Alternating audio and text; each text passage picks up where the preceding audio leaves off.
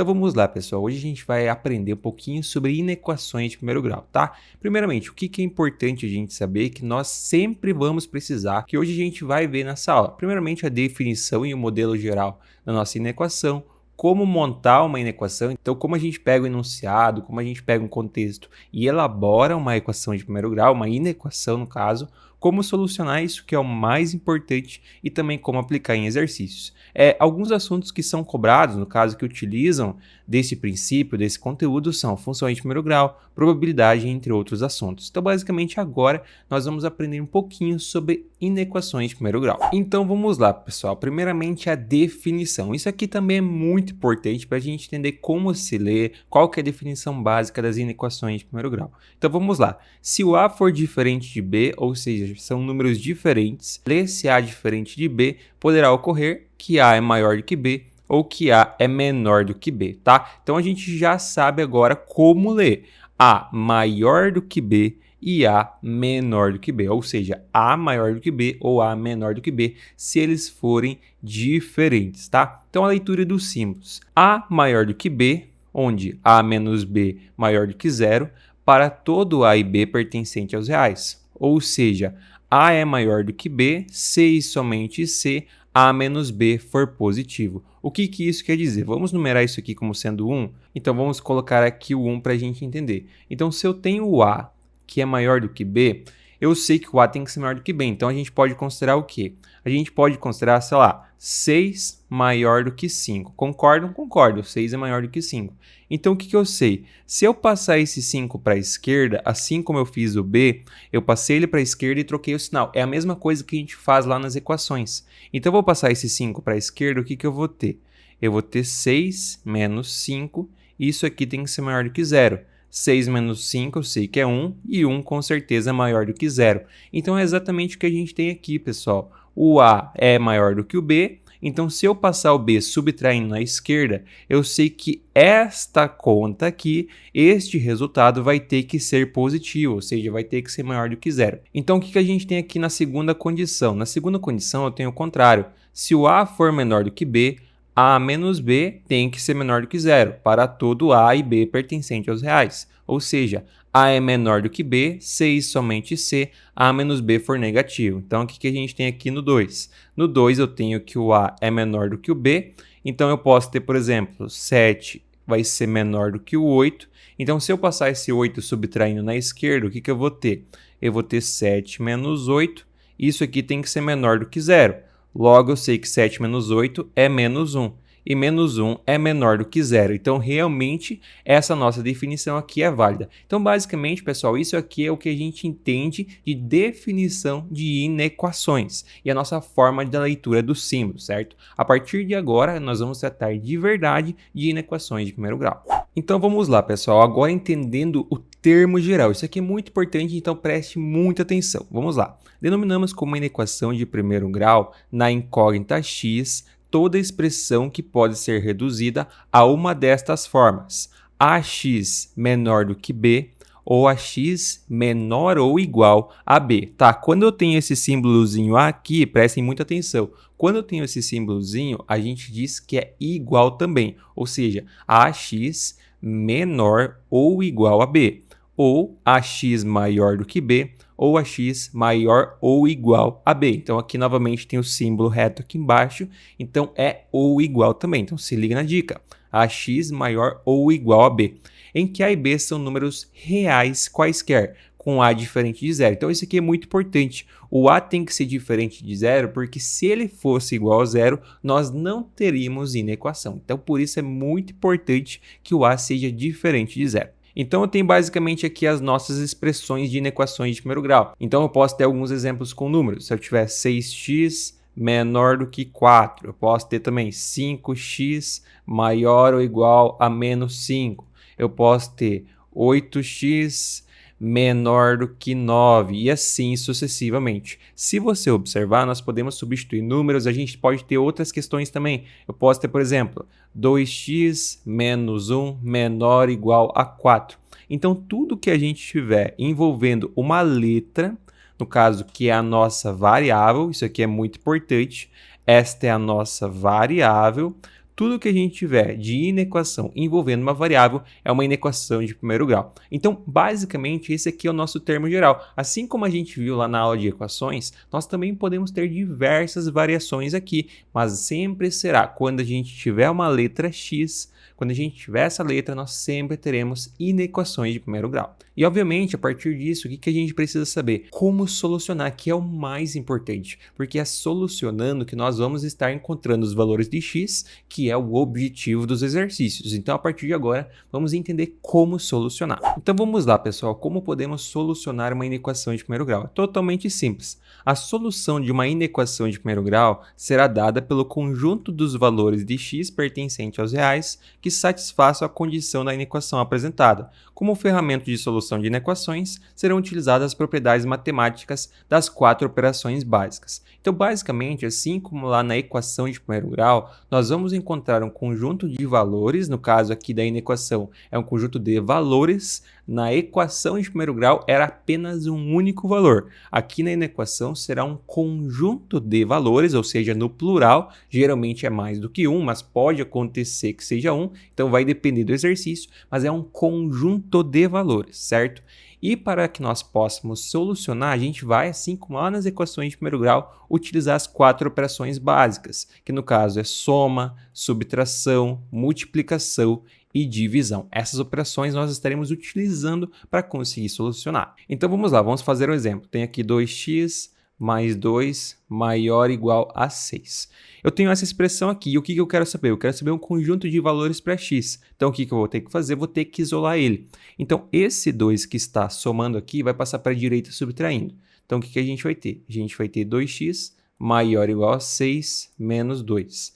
6 menos 2 é 4, então tu vai ter 2x maior ou igual a 4. Esse 2 que está aqui passa dividindo. Então, a gente vai ter x maior ou igual a 4 sobre 2. 4 sobre 2 eu sei que é 2, portanto eu sei que o x vai ter que ser maior ou igual a 2. Basicamente, então, a nossa solução são os valores de x que são maiores ou iguais a 2. Na inequação, nós não temos um único valor, a gente tem um conjunto de valores. Por isso, a gente pode representar através de um gráfico. Então, o que eu posso fazer nesse gráfico? Eu posso representar que aqui é o 0, aqui eu vou fazer uma bolinha para o 2. Como a gente tem o igual aqui, vai ser uma bolinha fechada. Se fosse somente o maior, seria uma bolinha aberta. Então, como tem o igual, é uma bolinha fechada. Daí, a partir disso, como são valores maiores do que 2, eu sei que valores maiores que o número em um gráfico ficam à direita, porque aqui eu tenho o 0, o 2, o 3, o 4 e assim sucessivamente. Então, esses aqui serão os nossos valores. São os valores de x maior ou igual a 2. Então, basicamente, pessoal, para você encontrar a solução de uma inequação de primeiro grau, você simplesmente precisa isolar o x, assim você vai encontrar um conjunto de valores que solucionam a inequação. Daí, basicamente, para você fazer a prova real, o que você pode fazer? Você pode pegar qualquer valor de x maior ou igual a 2, substituir aqui no lugar do x, que você vai ter que essa inequação ela é válida.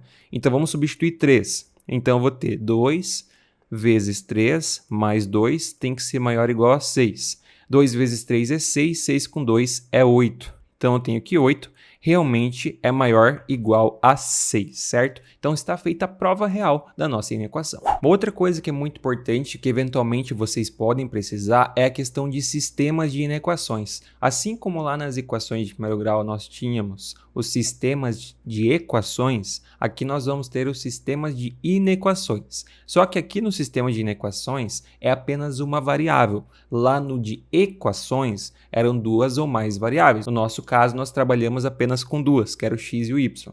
Aqui no sistema de inequações, a gente vai ter apenas uma variável, só que serão 2 inequações ou mais, onde nós estaremos encontrando um conjunto de valores que respeita as 2 inequações. Então vamos lá. Um sistema de inequações consiste em um conjunto de 2 ou mais inequações, como podemos observar a seguir, ou como pode ser observado a seguir. Então a gente tem aqui 2x mais 6 maior ou igual a 2 e x mais 3 menor do que 2. Como que a gente faz para resolver? Como vocês sabem, pessoal, é muito importante que nós aprendamos como resolver, porque esse é o objetivo dos exercícios. Então, como que a gente faz para resolver? Em um conjunto com 2 inequações, a solução será dada por, seja o conjunto A, o conjunto solução de x pertencente aos reais, o conjunto solução da primeira inequação. E seja B o conjunto de solução de x pertencente aos reais, o conjunto de solução da segunda inequação. Temos que a solução da inequação será dada por A intersecção B. Ou seja, o que a gente vai fazer? A gente vai encontrar um conjunto de solução aqui da primeira inequação, que nós vamos chamar de A. Nós vamos encontrar um conjunto de solução da inequação de baixo, que vai ser o conjunto B. E a nossa solução do sistema de inequação vai ser o quê? Vai ser a intersecção dessas duas soluções. E o que é a intersecção? São os valores em comum. Então, a gente vai encontrar os valores em comum. É justamente isso que a gente está buscando, os valores em comum. Com esses valores em comum, nós vamos ter a solução da inequação. Então, vamos fazer um exemplo para entender como resolver isso. Então, vamos lá. Eu tenho aqui 2x mais 6 maior ou igual a 2 e eu tenho x mais 3 menor do que 2. Então, o que eu vou fazer? Eu vou encontrar a solução de cada uma das nossas duas inequações. Então, começando com a primeira. Eu vou ter 2x mais 6 menor ou igual a 2. Então, o que eu faço? Eu passo 6 para a direita subtraindo. Eu vou ter 2x maior ou igual a 2 menos 6. 2 menos 6 é menos 4. Então, eu vou ter 2x maior ou igual a menos 4. O 2 passa dividindo, então eu vou ter x maior ou igual a menos 4 sobre 2. Menos 4 sobre 2 é menos 2. Portanto, aqui x tem que ser maior ou igual a menos 2. Essa aqui é a nossa solução da primeira inequação. Essa aqui é a nossa primeira solução. Beleza. Agora para a segunda inequação, que é x mais 3 menor do que 2. Então, x mais 3 menor do que 2. Como eu só tenho esse 3 vai passar para a direita subtraindo. Então, eu vou ter x menor do que 2 menos 3. 2 menos 3 é menos 1, então o x tem que ser menor do que menos 1.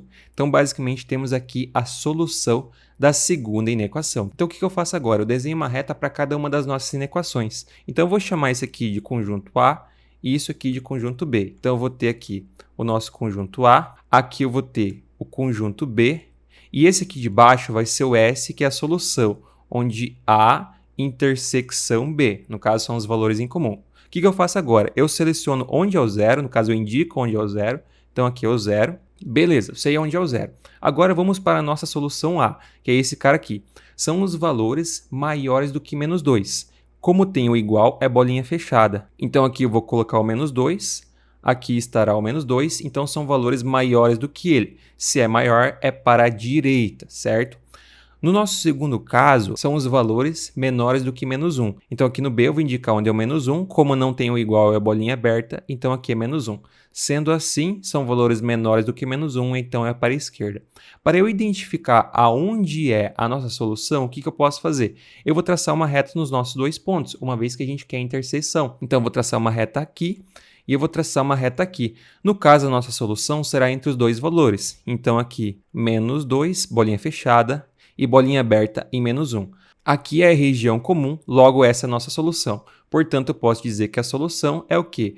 É uma inequação onde o x tem que ser maior ou igual a menos 2, uma vez que está à direita do menos 2. Então, maior ou igual a menos 2 e tem que ser menor do que menos 1. Então, essa aqui é a nossa solução da inequação. Basicamente, isso você pode estar utilizando muito em questões envolvendo sistemas de inequação. Então, por isso é muito importante você entender isso daqui e praticar com muitos exercícios. Vamos resolver agora alguns exercícios para entender como pode ser aplicado na prova do Enem e o que você deve fazer para conseguir solucionar. Então, vamos lá. O gerente de um estacionamento próximo a um grande aeroporto sabe que um passageiro que utiliza seu carro nos translados casa-aeroporto-casa gasta cerca de R$10 com combustível nesse trajeto. Ele sabe também que um passageiro que não utiliza o seu carro nos translados casa-aeroporto-casa gasta cerca de R$80 com o transporte. Suponha que os passageiros que utilizam seus próprios veículos deixem seus carros nesse estacionamento por um período de 2 dias. Para tornar atrativo a esses passageiros o uso do estacionamento, o valor em real cobrado por dia do estacionamento deve ser no máximo de. Então, o que o exercício quer saber? O exercício quer saber o valor em real cobrado por dia de estacionamento para que o quê? Para que seja atrativo.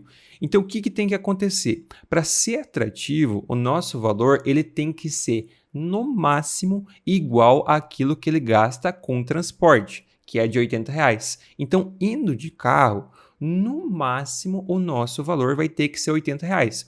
ou tem que ser menor ou tem que ser igual a R$80. Então, o que eu sei? Eu sei que a soma do custo com o combustível mais os dias de estacionamento tem que dar no máximo R$80. Então, eu vou ter uma inequação que vai ter que ser menor ou igual a 80. No máximo, vai ter que ser R$80. Aqui na esquerda, o que eu vou ter? Eu vou ter o R$10, que é o nosso valor fixo, que no caso, quanto ele gasta com combustível, que é R$10, e mais o valor que ele gasta com o quê? Com estacionamento. Então, mais, como são 2 dias de estacionamento e eu quero descobrir o valor do estacionamento, eu vou fazer 2 vezes x, onde x é o nosso valor do custo do estacionamento. Sendo assim, eu tenho a nossa inequação de primeiro grau, agora basta resolver. Então, eu vou passar esse 10 subtraindo na direita, eu vou ter o quê? Eu vou ter 2x menor ou igual a 80 menos 10. 80 menos 10 é 70, então a gente vai ter 2x menor ou igual a 70. O que eu faço agora? Se liga na dica. Esse 2 vai passar para a direita dividindo. Então, eu vou ter o quê? Eu vou ter x menor ou igual a 70 que divide por 2. 70 que divide por 2 é 35. Então, eu tenho que o x tem que ser menor ou igual a 35. Logo, no máximo, o nosso valor do estacionamento tem que ser R$35, que no caso é a alternativa A. Então seria basicamente isso. Aqui a gente tem uma questão envolvendo inequações. Por isso que é muito importante você entender. Óbvio que lá na hora da prova não vai ser necessário sempre fazer aquela reta. Aquela reta a gente utiliza em casos específicos onde é necessário. Aqui nessa questão você tem que se preocupar em resolver a questão. Então encontramos o 35, tá ótimo. Assinala a alternativa e a questão está resolvida. Para finalizar a nossa aula, vamos resolver mais uma questão do Enem. O motorista de um carro flex bicombustível calcula que, abastecido com 45 litros de gasolina ou com 60 litros de etanol, o carro percorre a mesma distância, chamando de x o valor do litro de gasolina. Então, x é o valor do litro de gasolina e y, o valor do litro de etanol. A situação em que abastecer com gasolina é economicamente mais vantajosa do que abastecer com etanol é expressa por. Então, o que o exercício quer saber? O exercício quer saber qual que vai ser a situação em que abastecer com gasolina é economicamente mais vantajoso do que abastecer com etanol. Para que seja economicamente mais vantajoso, o custo da gasolina tem que ser menor do que o custo do etanol. Isso aqui é óbvio. O custo da gasolina vai ter que ser menor do que o custo do etanol para que seja economicamente mais vantajoso. Então, o que eu sei? Eu sei que x é o custo do litro da gasolina e y o custo do litro do etanol. E eu sei que ele gasta 45 litros de gasolina e 60 litros de etanol. Então, eu só preciso substituir esses valores. Então, eu tenho 45 que multiplica o custo da gasolina, que é x. Isso tem que ser menor do que o quê? 60 que multiplica y. Daí você vai perguntar, Eduardo, o que eu faço agora? Observe aqui, todas as nossas alternativas têm x sobre y.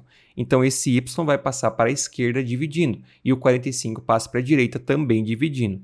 Então, o que eu vou ter? Tem que se ligar sempre a isso, porque muitas pessoas vão fazer o contrário. Vão passar o x dividindo e o 60 também. Mas observa as alternativas. Todas têm o x em cima. Por isso, o y passa dividindo. Então, eu vou ter x sobre y tem que ser menor do que 60 sobre 45. Se a gente observar, a gente só tem uma alternativa onde eu tenho x sobre y menor do que um valor. O resto é tudo x sobre y maior do que valor ou igual. Obviamente, a gente vai continuar e terminar essa conta, mas aqui você já poderia parar e marcar a alternativa E. Mas vamos finalizar para verificar se realmente dá 4 sobre 3. Então, o que eu posso fazer aqui? Eu posso dividir por 5 e eu posso dividir por 5. Lembre lá da nossa aula de fatoração. Então, o que eu vou ter? Eu vou ter x sobre y, tem que ser menor. 60 dividido por 5 é o quê? 60 dividido por 5 é 12. 45 dividido por 5 é 9. Eu posso dividir por 3 e eu posso dividir por 3. Então, o que eu vou ter? Eu vou ter x sobre y, tem que ser menor. 12 dividido por 3 é 4, 9 dividido por 3 é 3. Então, realmente, pessoal, o nosso 4 sobre 3 aqui é igual ao 4 sobre 3 aqui. Então, realmente, a alternativa E é a alternativa correta. Então, é basicamente isso, pessoal. Essa é a nossa finalização da nossa aula de inequações. Então é isso, pessoal. Esse é o final de mais uma aula aqui do nosso curso de matemática para o Enem de 2022. Todas as nossas revisões estão na descrição, no link da nossa playlist. Então aproveita, assista todas as aulas que com certeza a sua preparação vai ser muito boa para o Enem de 2022. Não esquece de se inscrever, ativar as notificações e deixar o seu like, para que assim a gente possa continuar ajudando você. E aproveite os nossos e-books que estão com preços super acessíveis e com certeza vão ajudar muito você a ficar mais perto da aprovação. Link na descrição e também no comentário fixado. Então é isso. Muito obrigado a todos que assistiram Bons Estudos. Grande abraço, valeu e até a próxima.